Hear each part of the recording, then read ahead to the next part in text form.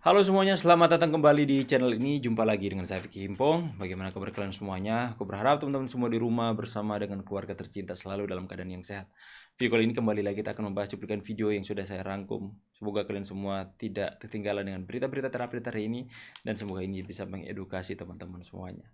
Buat kalian semua yang mau pesan kaos seperti yang saya pakai, hashtag terima kasih Jokowi, depan belakang ada desainnya. Kalian bisa mendapatkan link pemesanan itu di deskripsi atau di kolom komentar. Saya akan pin itu di sana. Kalian juga bisa memesan secara COD lewat Shopee, atau kalian bisa melakukan WhatsApp secara langsung kepada saya dan kita bisa melakukan transaksi di sana, teman-teman. Oke, tanpa perlu banyak basa-basi, kita akan segera bahas videonya satu persatu. Let's do this, let's go. Janji ya, 20 Oktober kalian gak boleh nangis. Janji teman-teman, kalian 20 Oktober gak boleh nangis ya. Kita akan informasi kembali ya kepada teman-teman semua. Kalian harus catat tanggalnya. Buat kalian semua yang mau ikut live streaming bersama dengan saya tanggal 20 Oktober jam 5 ya, 5 sore. Jam 5 sore waktu Indonesia Tengah ya. Waktu Indonesia Tengah. Mungkin di kalian mungkin jam 4 teman-teman. Kita akan melakukan live streaming bersama-sama via Zoom. Nanti saya akan sertakan link Zoom-nya di kolom tab komunitas. Kalian bisa mendapatkan di sana. Dan buat teman-teman semua yang sudah memesan kaos Rakyat Mulyono atau kaos Terima Kasih Jokowi, kalian bisa mengenakan kaos tersebut dan kita akan live streaming bersama-sama. Dan saya akan memberikan kesempatan kepada teman-teman semua untuk mengemukakan beberapa kata untuk mengatakan sesuatu hal tentang apa yang sudah kalian rasakan dalam kepemimpinan Pak Jokowi. Hal apa yang berubah yang terjadi di daerah kalian ketika Pak Jokowi memimpin. Kalian bisa gabung di sana, kalian bisa join dan bisa mengucapkan terima kasih juga secara langsung lewat channel YouTube ini. Di sana kalian bisa mengucapkan apapun kepada Pak Jokowi. Saya akan berikan kesempatan kepada teman-teman. Jadi kita sama-sama live streaming di sana tanggal 20. Catat waktunya jam 5 sore teman-teman waktu Indonesia Tengah. Dan kita akan celebrate sama-sama dan kalian janji gak boleh nangis teman-teman ya. Janji 20 Oktober gak boleh nangis. Ya, kita akan lanjut.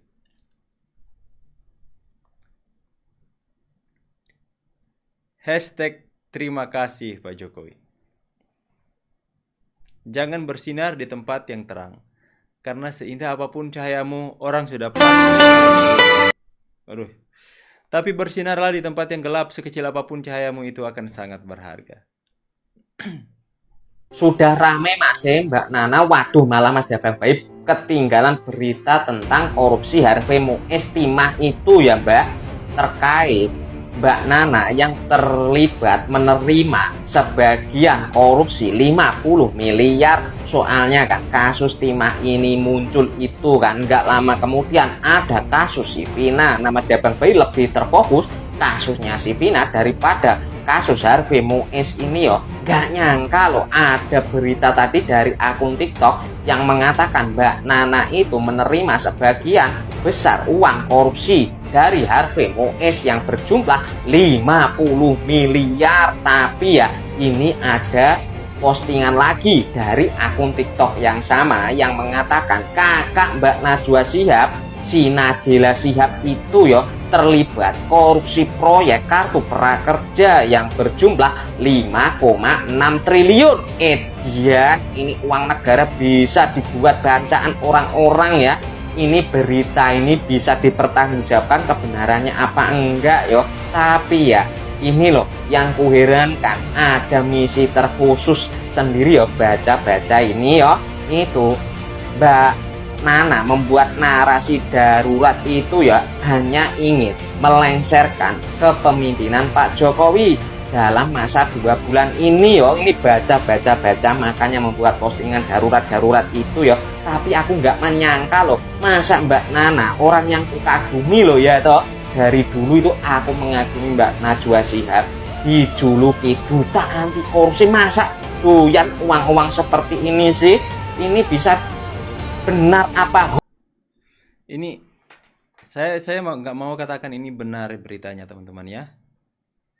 Tapi saya sudah melihat banyaknya pemberitaan ini soal korupsi prakerja 5,6 triliun. Saya sudah mendengar banyak berita yang beredar soal adanya tulisan-tulisan mengatakan Najwa korupsi proyek prakerja. Tapi sekalipun saya sekarang sudah nggak suka dengan Najwa Shihab, tapi saya tidak mau serta-merta mengatakan ini adalah sebuah kebenaran sebelum itu benar-benar dipanggil dan menjadi tersangka. Ya, ini mungkin masih dugaan saja. Tapi jika benar, waduh, memang kalau benar inilah orang yang kalian sanjung, kalian junjungi ya, yang memberikan peringatan darurat demokrasi tapi mereka melakukan darurat korupsi ya. Kalau memang benar teman-teman. Boleh tanggapi dari jawaban ini apa yang bisa kita artikan? Iya kan yang penting presidennya Pak Prabowo ya. Nama Wapres saja nggak disebut ya. Bagaimana? Ya saya kira memang PDIP tidak berubah dalam Ini lagi. konteks persoalan politiknya dengan Jokowi dan Gibran. Jadi PDIP itu hanya mau berkoalisi dengan Prabowo Subianto. Wapres terpilihnya nanti dulu lah. Kan ini yang sepertinya kita tangkap dari jauh. Nah itulah yang sedari awal saya bilang. Bagaimana cara berkoalisi itu hanya dengan presiden terpilih.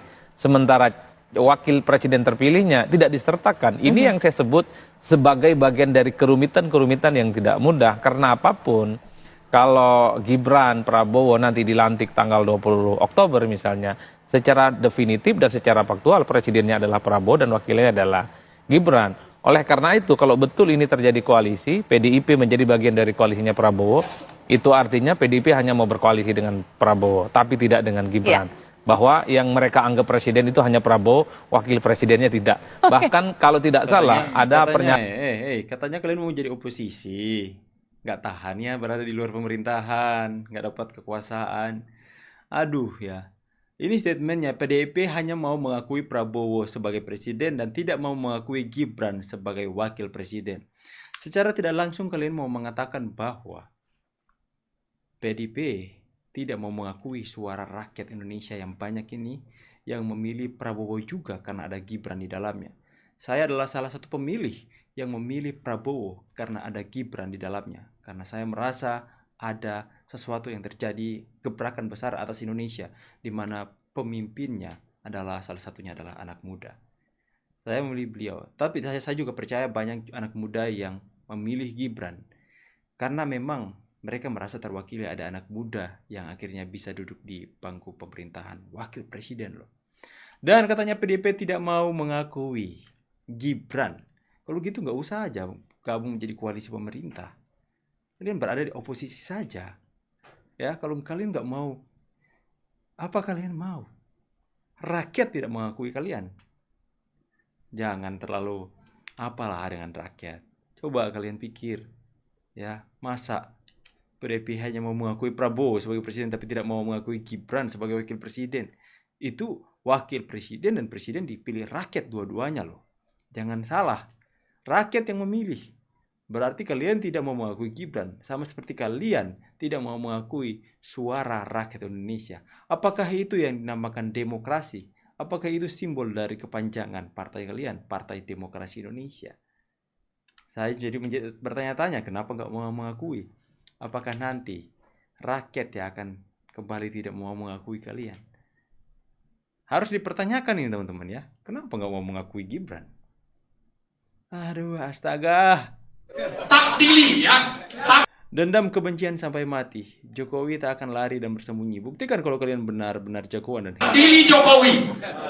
Dan itu harus kita mulai gerakan kita, gerakan rakyat itu hari Senin tanggal 14 Oktober 2024 sampai nanti beliau pulang yang katanya akan disambut dengan sukacita. Saya kira dari petisi 100 dan mahasiswa itu justru akan menyambutnya di Solo dengan gerakan takdili. Takdili Jokowi, takdili Jokowi, takdili Jokowi, mulai Senin sampai nanti akhirnya Jokowi ditangkap. Saya kira itulah.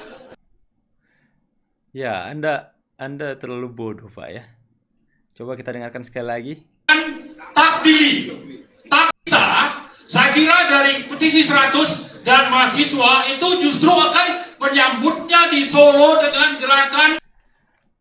Katanya ya, mereka akan membuat sebuah gerakan Yang dimana mereka katakan di Solo akan ada gerakan mahasiswa dan sebagainya akan menyambut Pak Jokowi dengan cara yang tidak hormat, akan mengadili Pak Jokowi dan memenjarakan Pak Jokowi. Itu yang mereka katakan. Kita lihat saja apakah perkataan dari orang-orang yang penuh dengan kebencian ini akan terbukti. Saya rasa tidak, ya. Bahkan banyak masyarakat yang meminta Pak Jokowi pulang ke Solo itu lewat jalan darat saja. Karena masyarakat akan berdiri rame-rame di pinggir jalan dan memberikan penghormatan kepada beliau. Ya, mereka yang terlalu pede, itu seperti yang saya katakan, kelompok kecil tapi ributnya setengah mati. Kalian pikir itu akan mengubah sesuatu? Pak Jokowi nggak akan sembunyi dari kalian. Pak Jokowi akan terang-terangan turun di Solo. Dan kita akan lihat bagaimana rakyat di Solo sana akan menyambut Pak Jokowi seperti apa. Apakah terbukti seperti yang akan kalian katakan? Kalau nggak terbukti berarti kalian jelas pure provokator bangsa. Kalian benar-benar provokator yang benar-benar menyebarkan berita-berita yang kalian pikir kalian itu sudah mempunyai massa yang begitu banyak, ya, sampai kalian begitu yakin dan pede. Kalian berpikir bahwa masyarakat akan mengadili Pak Jokowi ketika pulang ke Solo. Nanti kita akan lihat sama-sama terbukti, ya.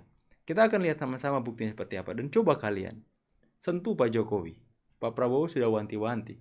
Kalian cubit Pak Jokowi, Gerindra yang rasa. Jangan kalian seperti itu. Saya berharap dalam kepemimpinan Pak Prabowo Subianto, orang-orang seperti kalian itu benar-benar ditindak tegas. Orang-orang pemecah belah bangsa provokator ditindak tegas. Pak Prabowo, silahkan gunakan otoritas Anda sebagai pemimpin negara.